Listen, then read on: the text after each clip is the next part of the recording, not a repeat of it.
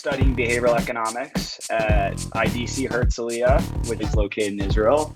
And I think it could help to share how I got here. So for my undergrad, I studied economics and music at the University of Pennsylvania. And then afterwards, I worked in technology sales for 7 years.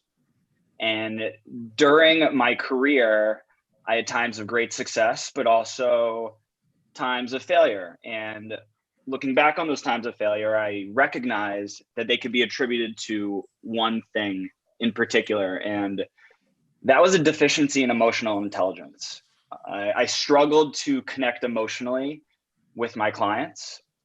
And to correct myself, I started studying behavioral economics on my own, became fascinated with the topic, didn't understand why business professionals weren't being taught this at their companies, and felt that there was a real gap in emotional intelligence in the professional world. So when COVID hit, there was an opportunity to dedicate myself to the field and learn as much as possible. And that's how I'm here at IDC. Okay, so we're straight into the main motivation for doing this interview, which is having an open and honest discussion about the best way for men to show vulnerability, which is to admit they have emotions. We could start with what your thoughts are about how emotions affect decision making. Yes, definitely. And just to caveat to what you said, there is a stigma that men shouldn't be talking about emotions, especially in the United States. And I'm guessing you guys get that in Australia and the UK as well. I mean, we're grown up saying like real men don't cry, right? Real men aren't supposed to show vulnerability. When in fact, if you've listened to any of Brene Brown's TED Talks or read her research, vulnerability, people really respect vulnerability, whether you're a male or a female. And vulnerability is human. So you're showing your humanity when you're vulnerable. And rather than thinking you're being weak, you're actually being yourself, and people really respect that. I just want to go back to one of the things that you said you are studying at the moment, emotional intelligence, and how you can teach that. What are some of the quick things, or what are some of the methodologies that people do to teach emotional intelligence? Yes. Okay. So let's take this back to investing and tie it all together because they're all related. So there's a couple of things, and I think the market is a perfect way to train yourself emotionally. So probably the most important concept in behavioral economics and decision making is that we judge reality based on relative terms. So for example, there's a great study done by Matsumoto, and what he did is he measured how people were smiling on the Olympic podium. Who's the happiest, right? You have the gold medalist, the silver medalist, and then the bronze medalist. Now, in objective terms, the gold medalist should be the happiest, followed by the silver medalist and the bronze medalist. However, what he found is that the bronze medalist smiles a lot more than the silver medalist and is overall happier. Now, that doesn't make any sense, but when you think about it, the bronze medalist is really happy to win a medal.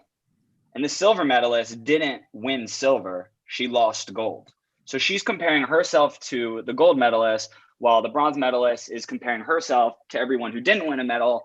And that is why the bronze is happier. And we tend to do this all the time. We're always comparing things objectively. And when it comes to investing, it's very, very applicable, because let's say you make $100 profit with a stock. Money is fungible. You're supposed to treat $100 the same as $100 no matter where it came from. So are you guys familiar with the term emotional accounting? Oh, actually, I want to ask you one quick question about the medalists. I understand the rationale of why a bronze medalist is smiling more than a silver medalist, but what about the gold medalist? That person won the whole thing, so they should be smiling more than the silver and potentially more than the bronze as well. Oh yeah, the gold medalist is smiling the most. So if that wasn't clear, I apologize. But yes, the gold medalist smiles the most, followed by the bronze, followed by the silver. So it's more of a comparison between the bronze and silver where the study gets interesting. So back to emotional accounting. Basically, what Jonathan Levov found, he's done a lot of research on emotional accounting. And humans don't think about $100 in objective terms. And what I mean by that is if I win $100 or if I gain $100 on a stock, I'm going to treat that $100 differently than if I earned it working for it or if I had found it on the street. And what I encourage investors to do is learn that there's a bias there, learn about emotional accounting, and try as much as possible to think about that $100 profit as $100 anywhere else. And you end up thinking a lot more critically about how you want to spend that $100 in the market, because a lot of people look at stock profits as basically going to a casino and betting on red and winning a lot of money, right? But in reality, it's real money and you should treat it as such. If I was to find $100 in the street, I would think that I would use that to buy a treat for myself or someone, whereas $100 that I earned would more likely go into investments or into some sort of grocery bill or something. So I do think it's true, but why do you need to categorize them as the same $100? Yeah, it doesn't necessarily be the same. You have to think about it that this is a bias and you're probably going to treat the $100 differently. Yeah, so it's not necessarily treat them the same. Just be aware that this exists, because I think people tend to spend in the stock market a little capriciously, and they should think more about what they're investing, because it is real money. Just because it lives on a computer and Robinhood or any trading platform lets you trade something in 5 seconds doesn't mean it's not $100. Could we do something practical to make it more concrete? It's starting to sound like we're discovering another one of these effects. One of the main effects that we've discovered so far in the podcast is variously called hyperbolic discounting or delay discounting or quasi-hyperbolic discounting, if you want to get really technical. One of the ways to address the effect of hyperbolic discounting is to use episodic future thinking. You can essentially pull the future that's being hyperbolically discounted, if that's the way to put it, into the present. It becomes more concrete, and you're likely therefore to behave in the present in a way that recognizes the incredible gains you will get in the far distant future. So is there a way to practically address the effect you're talking about, Nick? I'm going to say not really. And that is unfortunate. Depending on the culture you're brought up in, you're going to be very present biased. Would I rather want $100 now or $120 in 6 months? I'm going to choose the $100 now. We're very present oriented, and that's the culture we're brought up in. There's actually an excellent study done by Keith Chen. That's a 20% return in 6 months. Annualized, that's 40%. That's pretty good return. Well, that's good that you're thinking things in relative terms, right? The 20% increase, as we talked about before. However, it is only $20 in objective terms. In my opinion, $20 waiting 6 months is probably not, but a 20% increase is great. So yes, I think with larger money, you're absolutely right. But in terms of this exercise, I don't think a lot of people would want to wait 6 months for that extra $20. Fair enough. I'll tell you my method. So listeners, and you've probably seen my disgustingly truculent tweets about my revolve trade and how I'm up 300%. I can't believe it, but what can I say? It's a validation of maybe the effect of doing this podcast in terms of managing my behavior, but also value investing in the framework that we learned from Professor Kenneth Marshall. But one way that I'm trying to make it real is to put photos of the Porsche that I can buy with the current gains. Yeah, and I think that's I want to touch upon it. I think it's a really good idea. What you're doing is changing your environment. So you can't do really anything about the present bias, is my opinion. Everyone, depending on the culture you're brought up in, you're going to be present bias. However, you can change your environment. So you can have that Porsche up there and you're actually looking at it while you're investing, and it reminds you of patience, right? I had a friend who's like analyzing all these companies and was like, Nick, like, what do you look for in the companies? I have all these spreadsheets and things. Like, what do you think the most important thing is? And I'm like, patience. Not the spreadsheets, not the analytics, but strict patience. And Wendy Wood does a lot of work on this. We humans tend to overestimate our willpower. So what I've done is I don't trade on my mobile phone. Completely remove that capability, because if I have easy access to trading, there is a better chance that I am going to buy and sell at the wrong time. When if I'm just patient, then I probably will see a lot better returns, which I have. Also, I don't know if you're familiar with Daniel Crosby, but he does a lot of work in behavioral investing. He's our hero. That's why we started the podcast. Wow, that's awesome. I'm sure he'll be really psyched to hear that. He referred us to Joy Leray, one of our interviewees. Yeah. Beautiful. That's why we stole the name of his book for our podcast. Do you have the book up? Maybe like a poster of him while you guys are investing or something like that. So anyway, what he says is the market goes down 55% of the time. The market goes up 45% of the time. So if you're living on a day-to-day basis and looking at your portfolio every single day, right, because you have easy access to it, pretty chance you're going to let your emotions take over, get anxious, and buy and sell at the wrong times.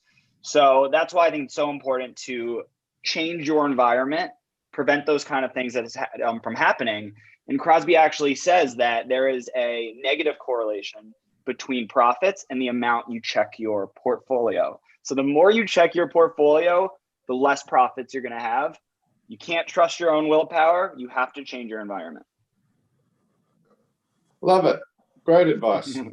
The interesting thing about it is there's so many forces trying to manipulate your environment, and your Robin Hood accounts, your advertising material and everything, which dictate to a large degree your environment. It's a lot of advertising and marketing and movies even set up a situation for people to be manipulated, I think. Yeah, and you're going into another behavioral economics concept that we call availability bias, which means that the more available something is in your mind, you overestimate its probability. So when you hear all this negative news on terrorism and homicide, you think it's a lot more prevalent, when in fact, a very small percent of deaths, at least in the United States, happen because of homicide or terrorism.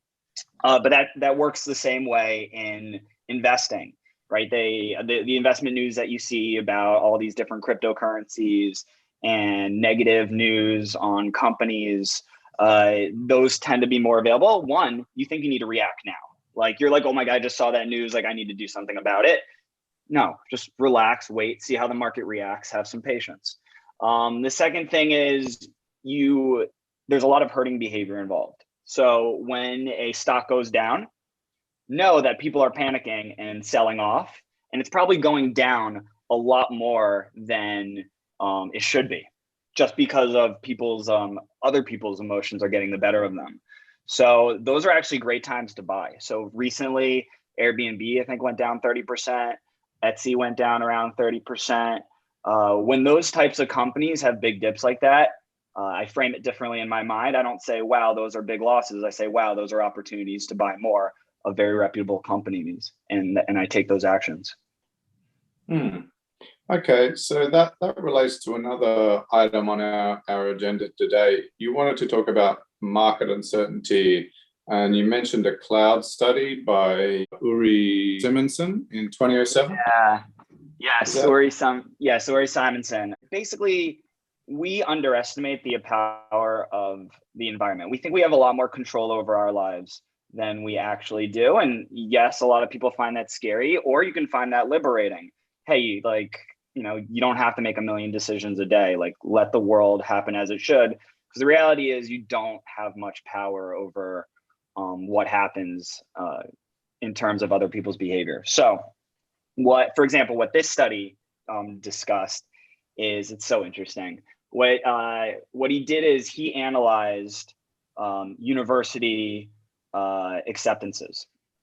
And what he found is that you are much more likely to get accepted into a university if you're a social candidate on a sunnier day. And if you're a nerdier candidate, you're very studious, you are more likely to get into the university on a cloudy day. The weather affects the market. There is tons of research as well done on trading on a sunny day versus trading on a cloudy day. Like all these things affect the market. So if something dips down 5%, maybe it's not the company, maybe it's just cloudy out. And just being aware of all these different things is just like, hey, like I'm just gonna let it happen. I'm going to sit here and be patient and let the market do as it does and not beat myself up for a day or two of losses because I can't control it anyway. I'm in it for the long game. And when I say long game, that could be like 6 months, a year, 2 years, depending on the stock, you know, not too long. Yeah.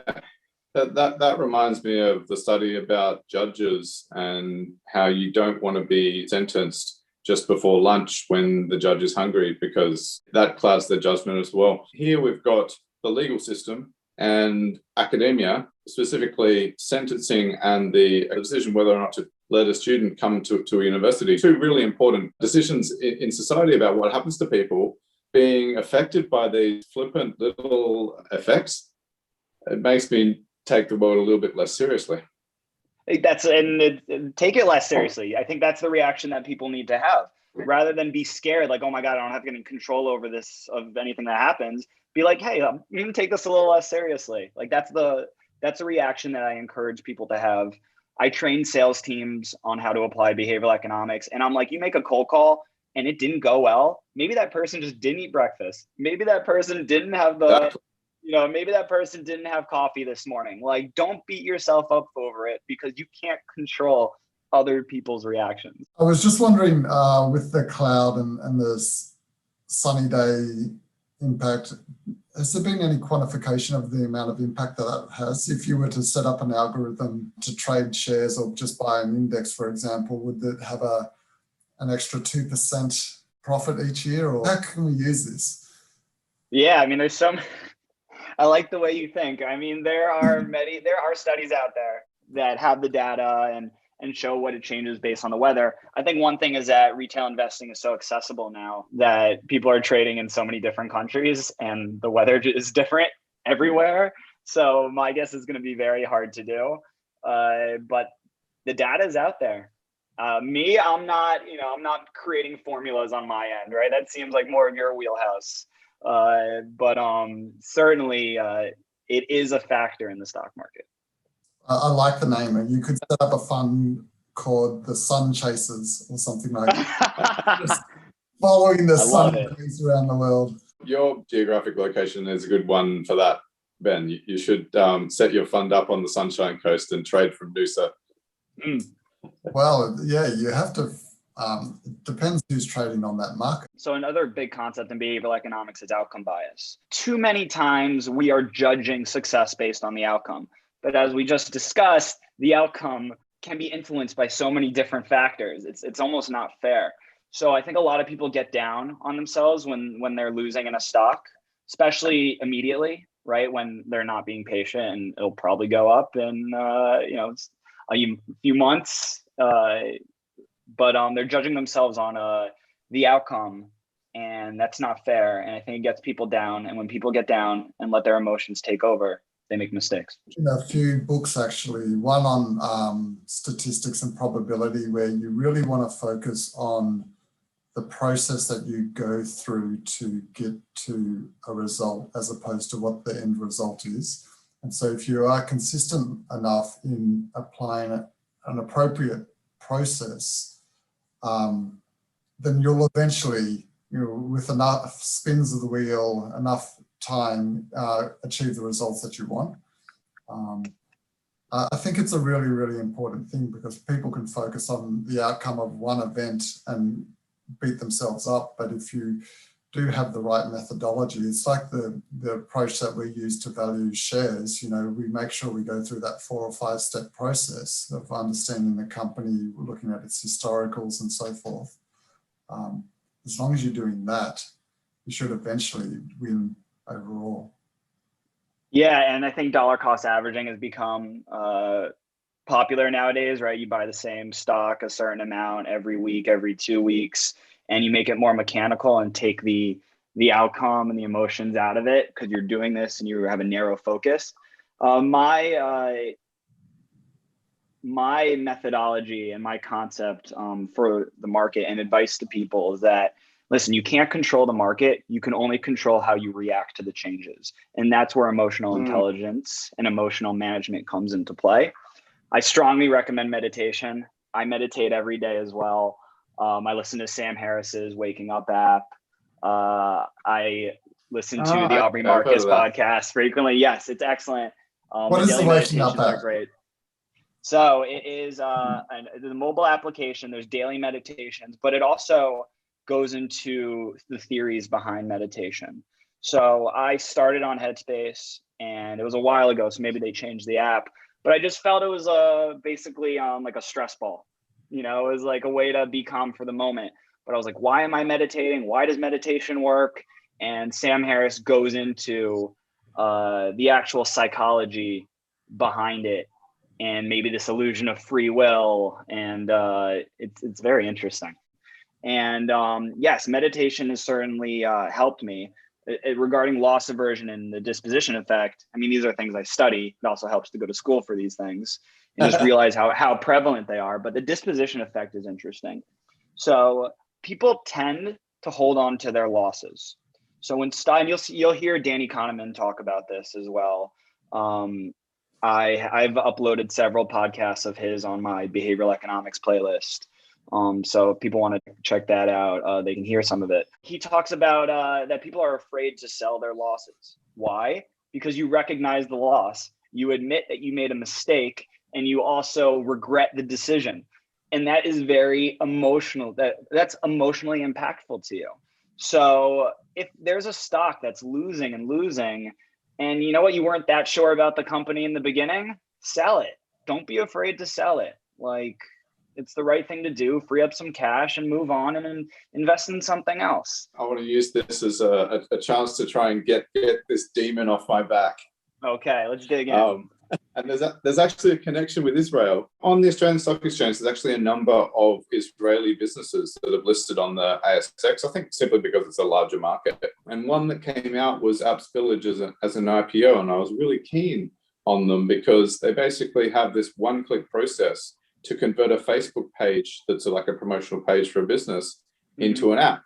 And I thought, how efficient, you get the Skinner box that your typical app is to habituate people to your products and business. I thought it'd be a killer business and they make a lot of money, but they're down 50%. I think they're down maybe 60%. And they've stayed down, as opposed to my Revolve trade, which was halved because of coronavirus and is now up 300% since I got in. This one hasn't recovered at all. And I confess right here in front of everyone that it's exactly because of the thing that said, because I feel like an idiot. And I don't. And you're not even focused on the one where you made 300%, right? Yes. Like, you would have been better off selling this and buying more of the one that dipped 50%. But I mean, listen, that's going to happen. Like, don't beat yourself up over it. Recognize the loss, sell it if you don't think it's going to go up. Did you buy at the IPO, by the way, or did you? No, it was just after it was listed. Yeah, so that's also tough because that's where you get a lot of emotions flaring when something IPOs, because everyone's so excited and they think they need to buy right now. But the reality is, traditionally IPOs, they go up for a little bit and then eventually go down like 15-20% at some point. So you're better off waiting. I don't see when I want to buy a stock, I'm usually like, okay, I'll wait a week. Let's see what happens. Like, I force myself to wait a week, and almost always it's worked out as a benefit. Yeah. Just to like see if I really want to buy that. Okay, another one is letting runners run and reference points. Could you comment a bit on those two items? Yeah, so the reference point we talked about, that is the Olympic example, and the silver medalist being less happy than the bronze medalist. So in terms of the stock market, we're thinking all in terms of percentages, right? It went up 20%, it went up 25%. We tend not to think of the money in objective terms. Rather, it went up $100, it went up $200. So those are things that need to be taken into consideration with the stock market. Everything is real money. So that's in terms of the reference points. What was the other topic? Will? I'm just wondering how you let runners run. Oh, yes. Okay. So letting runners run, right? When something doubles or triples or something, you're like, okay, I got to cut my losses and sell some because it can't get that much better. But that's not necessarily true. That's in your mind. Chances are, though, if it went 2 to 3 times really quickly, like you probably should take some of your profits off. But also think about things objectively. Like, yes, the stock might make more money, but how bad am I going to feel if the stock goes down? Right? Like ask yourself these questions on an emotional level, not just about money. Like if I sell this stock and it goes up, am I going to feel terrible? You know, like you're normally talking about things in dollars and cents, but like, what about you? What about your emotions? You're the one living the life. So ask yourself, like, how are you going to react if it goes up, if it goes down? So Warren Buffett says, let your runners run, right? Like, if it's a good company and there's no reason to sell it, then don't sell it. Have enough patience. One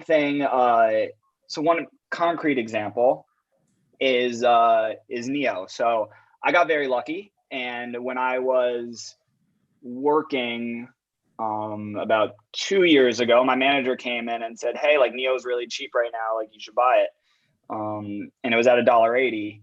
And I was like, I didn't really know much about the company, but I was like, why not? So I invested in Neo, and that was complete luck. Now, the fact that I held on to it for a year and a half, I don't think that's luck. That's me being patient and not selling it, even though there was no movement on the stock.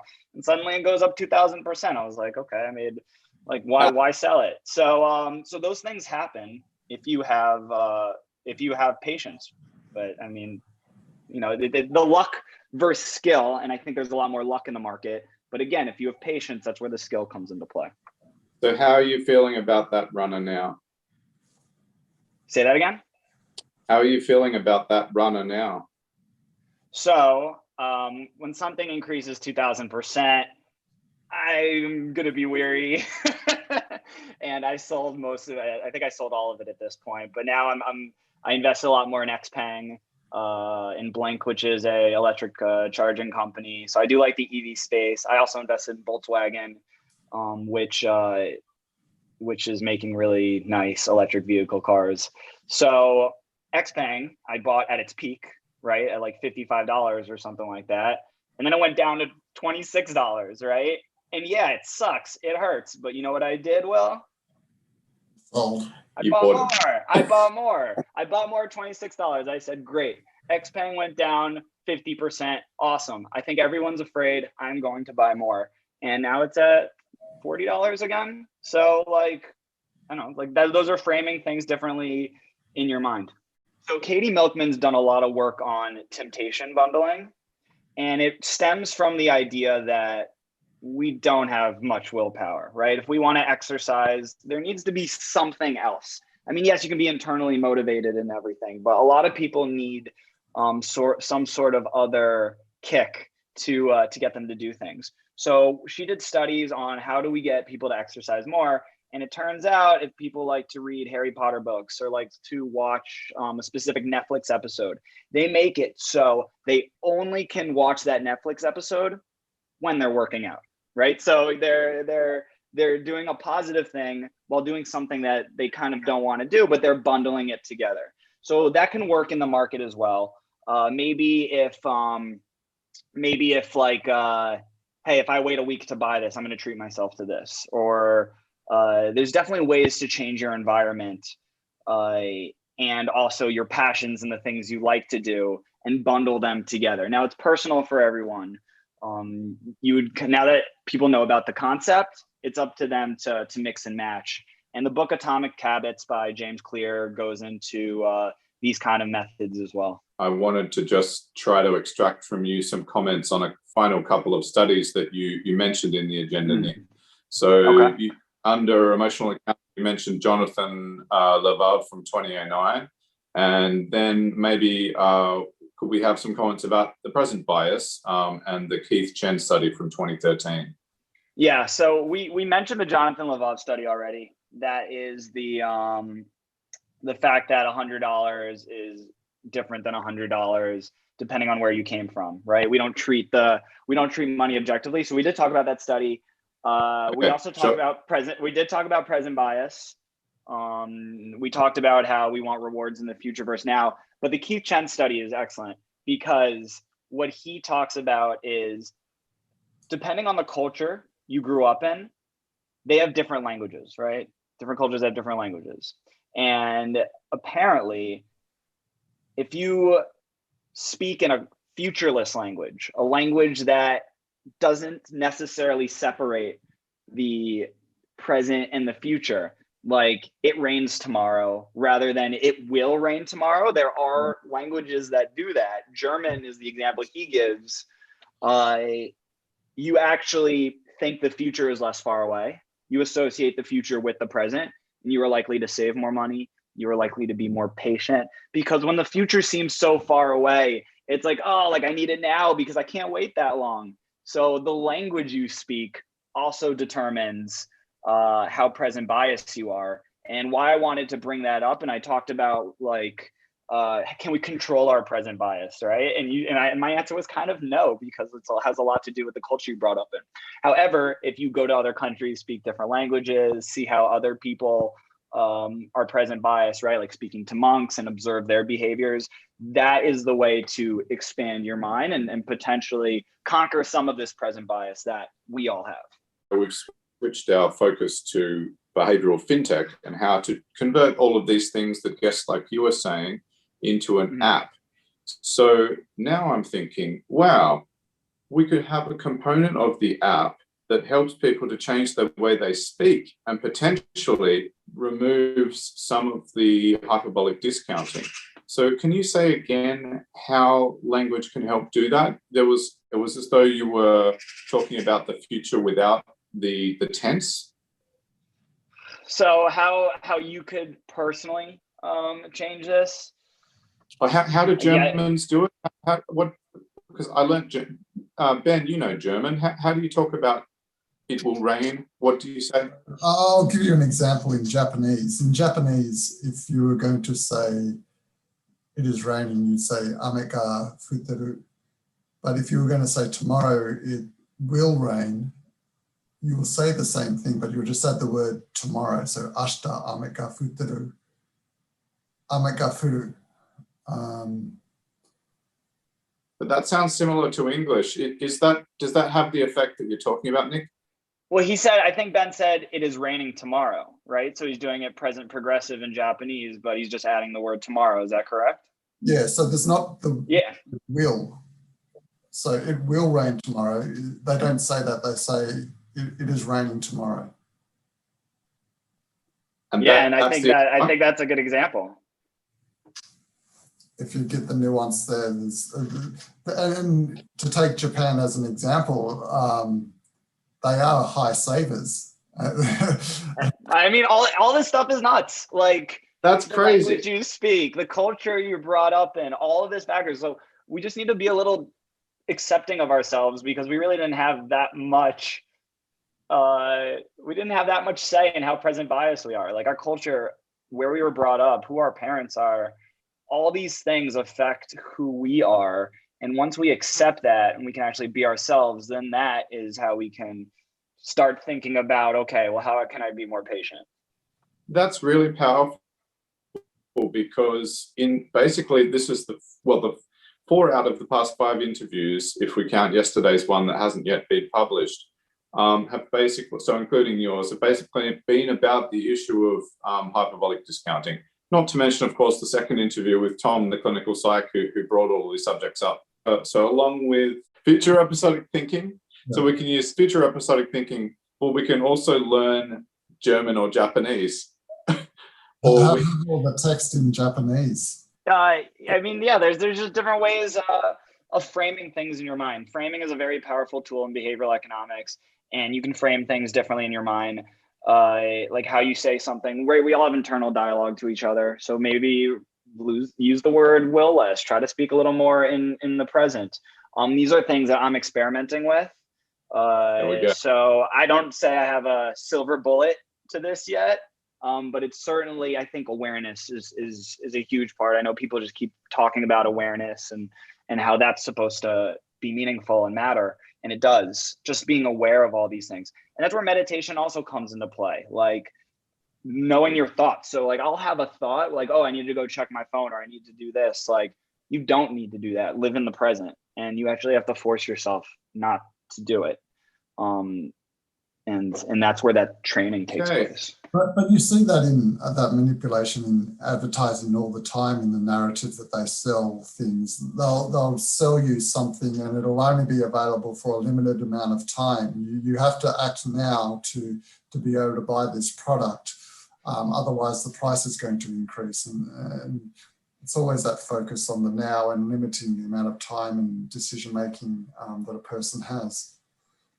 Yeah, and I mean, Cialdini talks about one of his principles is scarcity. So companies are doing this all the time, saying, hey, you have to act now.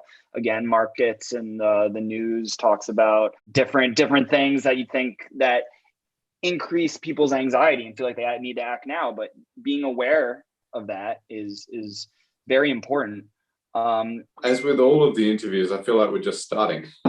I know. Well, we could definitely do. Hopefully, in the part 2, I'll have some better answers to solving present bias. Yeah, I mean, so to me, to sum up, you've talked extensively about emotion management, but as impactful for me was the importance of managing how we think about time. And it's incredible the effect of removing the word will, as uncomfortable as that makes me feel, because that's my nickname, as a simple technique and as witnessed in entire cultures through their language to reduce the effect of hyperbolic discounting. That's incredible. And that opens up a whole other topic, which is the effect of culture on money management. Yes. And that has been studied, and it is a fascinating topic. We've got more to talk about, but we'll have to leave it till next time. Nick, thanks so much for joining us this time. It was so nice being here. I just want to give a quick shout out to the Investing Club at IDC Herzliya. They're doing some great work.